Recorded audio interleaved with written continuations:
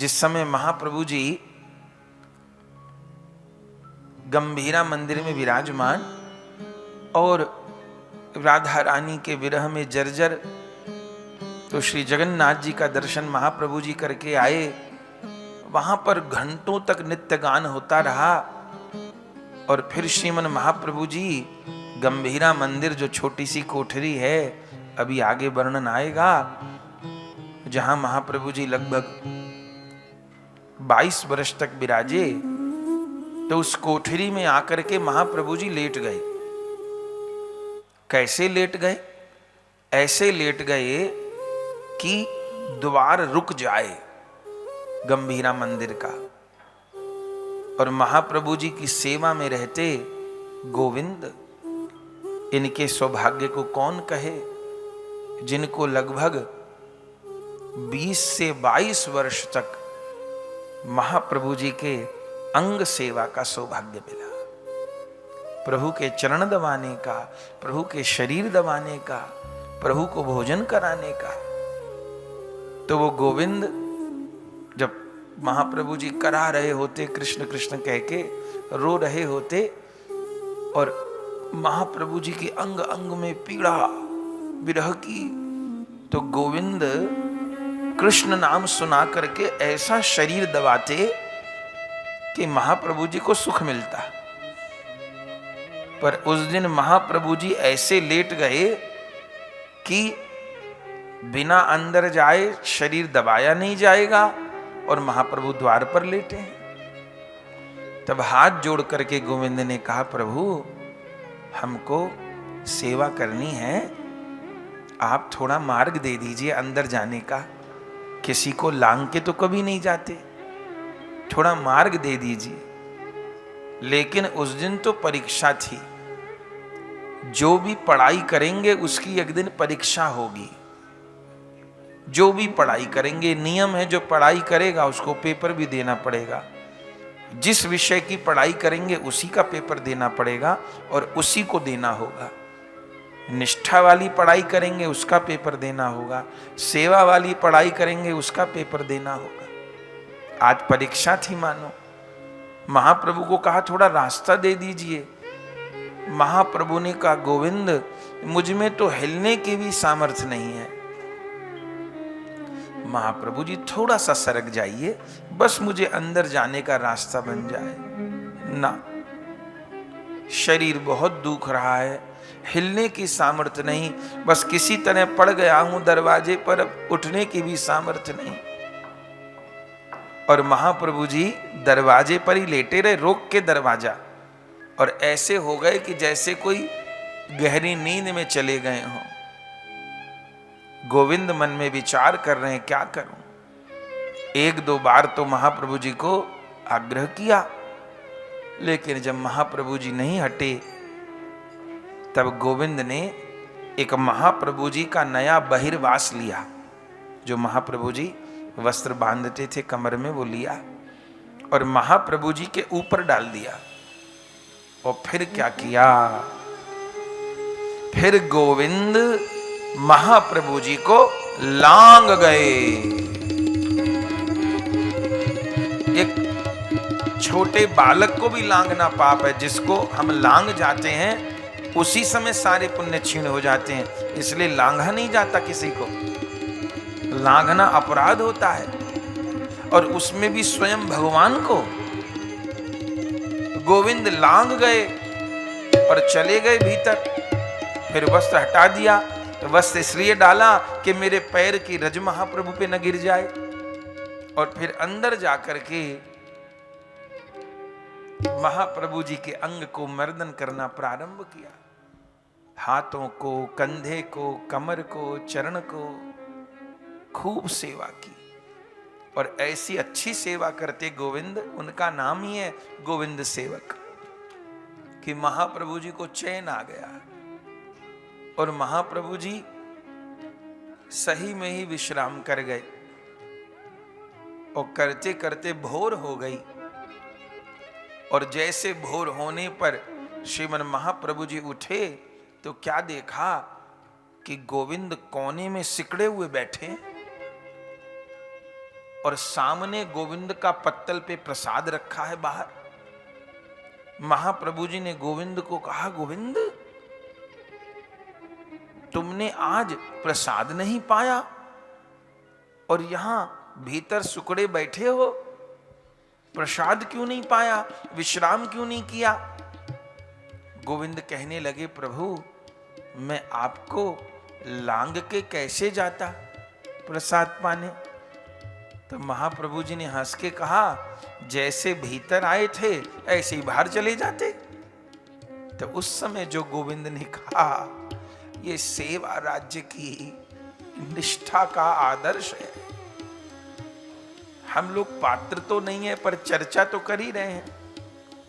ये चरित्र दर्पण है, इस दर्पण में मुझे भी अपना मुख देखना है और आपको भी अपना मुख देखना है।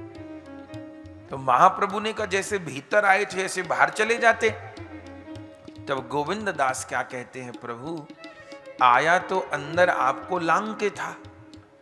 अरे लांग के आए? हाँ, तो जब लांग के आए थे अंदर तो बाहर भी लांग के चले जाते। बोले नहीं प्रभु, बोले अंदर लांग के आया था आपकी सेवा के लिए, आपके सुख के लिए।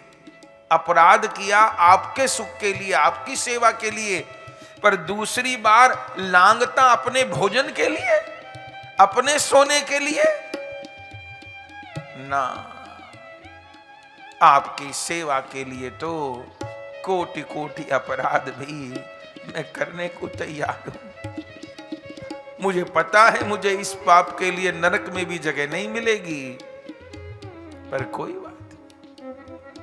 ये तो बहुत ऊंचा उदाहरण हो गया। एक अपने परम गुरुदेव का बड़ा सुंदर उदाहरण है, श्रीपाद गौरांग दास बाबा जी महाराज का। पंडित बाबा जी के अनुगत्य में आप रहते थे। पंडित बाबा जी के प्रति शिक्षा गुरु की भावना। पंडित बाबा को केले के फूल का साग, बंगाली में मोचा बोलते हैं उसको, उसका साग बड़ा प्रिय था। पर ब्रज में तो कोई बनाना जानता नहीं, ब्रज में रिवाज भी नहीं है, बंगाली लोग ही बनाते हैं केले के फूल का मोचे का साग। तो यहाँ तो मधुकरे में रूखी सूखी रोटी मिलती थी। तो एक बार गौरांग दास बाबा जी के मन में आया कि मैं गुरुदेव को केले के फूल का साग बना करके पवाऊं। मैं तो बंगाली हूं, उसको बनाने की भी एक विधा है, वो बंगाली लोग ही जानते हैं। तो बाबा का बंगाली शरीर था, तो बनाऊं। रोटी तो भिक्षा में मिल जाते हैं, साग में बनाऊं, गुरुदेव भगवान को अच्छा लगता है। लेकिन वृंदावन में कहीं केले का फूल न मिले। तब बाबा राधा कुंड गए। तो राधा कुंड में एक बगीचा था एक ब्रजवासी का, उसके केले पर फूल आए हुए थे। तो बाबा ने उससे केले के फूल की भिक्षा मांगी, उसने मना कर दी। बाबा ने कहा एक फूल की भिक्षा दो हमको, मना कर दी। आखिर में बाबा ने कहा पैसे दे देंगे, मुझे भिक्षा मत दो, पैसे दे देता हूं, पर एक फूल दे दो। उसने कहा नहीं जी, फूल दूंगा तो फल नहीं आएगा, और मैं फूल काट देता हूं तो मेरे वृक्ष फलता नहीं है, मैं तो नहीं दूंगा। ये वो 100 बहाने। बाबा ने दुगने पैसे देने तक को कहा, पर उसने नहीं दिया। फिर क्या हुआ? फिर ये हुआ, मन में तो चल रहा था गुरुदेव की सेवा करनी है। तो गौरांग बाबा जी रात में चाकू लेकर के और उसके बगीचे पे चले गए, और दीवाल पर चढ़ करके रात को धीरे धीरे चाकू से केले का फूल अवनिया कर लिया। और माली सोया ही था, उसको लगा कि कोई खटपट है, कोई आया, तो उसने गुलेल भी चलाई, पर वो बच गए। गौरांग बाबा जी के आंख के पास से निकल गई, पर लगी नहीं उनको। वो केले का फूल लेके बाहर कूद गए, वृंदावन आ गए, बढ़िया रसोई बनाई, भोग लगाया, पंडित बाबा जी को बुलाया, पवाया, और पंडित बाबा जी ने बड़ा स्वाद लेकर के उसको पाया। सारा साग पा गए उस दिन, न तो थोड़ा सा पाते थे, सारा साग पा गए, बहुत स्वाद ले लेके। अब शिष्य को इससे अधिक क्या प्रसन्नता होगी कि गुरुदेव भगवान किसी वस्तु को प्रसन्नता से पा रहे हैं। लेकिन इस सब घटना को एक कोई और बाबा जी देख रहे थे। वो थोड़े चुगलखोर प्रवृत्ति के थे, वो लगे हुए थे गौरांगदास बाबा जी के पीछे। वो कम मौके पे बताऊंगा, जिस समय पंडित बाबा जी प्रसाद पा रहे थे उसी समय वो बाबा आ गए और पंडित बाबा जी से बोले, बाबा बहुत स्वाद आ रहा है ना मोचे के साग में? बोले हाँ बहुत स्वाद आ रहा है। बोले बाबा ये चोरी का माल है, चोरी का, जिसे खा रहे हो चटकारा लेके, ये चोरी का माल है। गौरांग दास ने फूल काट के चोरी की है। और जैसे ये बात सुनी तो पंडित बाबा के नेत्र सजल हो गए और उस समय उनके जो वचन है वो ग्रंथ में लिखे हैं। क्या बोले? पंडित बाबा प्रसाद पाते पाते रोते रोते बोले, यदि आज भक्त माल के लेखक नाभा गोस्वामी जी जीवित होते तो इस प्रसंग को गुरु निष्ठा के उदाहरण में भक्त माल में जरूर लिखते। क्या बोले? यदि भक्त माल के लेखक नाभा गोस्वामी जी जीवित होते तो इस प्रसंग को भी भक्त माल में जरूर लिखते। ये सेवा निष्ठा है। तो हम लोग दास्य रस के उपासक नहीं, पर सेवा की निष्ठा तो चाहिए। जो श्री हनुमान चालीसा का पाठ है, प्रतिदिन हनुमान चालीसा का पाठ, अपने बाबा जी महाराज प्रतिदिन हनुमान चालीसा का पाठ करते। कोई उनसे कहता आप तो गौर भक्त हैं, हनुमान चालीसा का पाठ क्यों करते? तो यही कहते, हनुमान जी सेवा निष्ठा के देने वाले हैं। इसलिए कोई किसी रस का उपासक हो, हनुमान चालीसा के लिए सबको उपदेश किया जाता है, क्योंकि सेवा तो प्राण है और उस सेवा निष्ठा के आचार्य हैं श्री हनुमान जी महाराज, दास्य रस के आचार्य है ना।